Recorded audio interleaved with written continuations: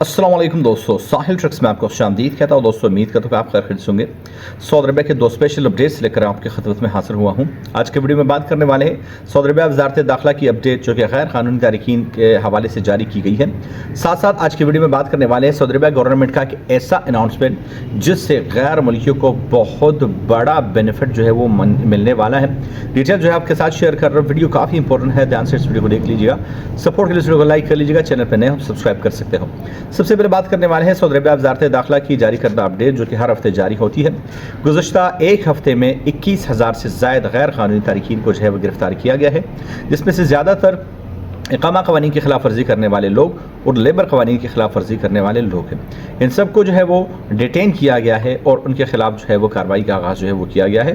Formalities पूरे होने के बाद कुछ लोगों को सऊदी अरबिया से डिपोर्ट कर दिया जाएगा और डिपोर्ट करते वक्त उनके ब्लैक लिस्ट का तयन भी किया जाएगा।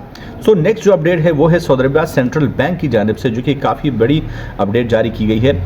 कोई भी फाइनेंशियल इंस्टीट्यूशन या कंपनी किसी भी यूज़र के अकाउंट से पैसे कट नहीं कर सकती, किसी भी यूज़र के अकाउंट से पैसे डिडक्ट नहीं हो सकेंगे इस ऐलान के बाद, अगर कोई जो है वो कोर्ट रूलिंग ना हो और यूज़र की खुद परमिशन ना हो। कुल मिलाकर बात करने का मकसद ये है कि फाइनेंशियल कंपनियां आपके जो है वो अकाउंट से जो है वो कुछ केसेस में ऑटोमेटिकली पैसे जो है वो काट देती है और वो डिडक्ट हो जाती थी।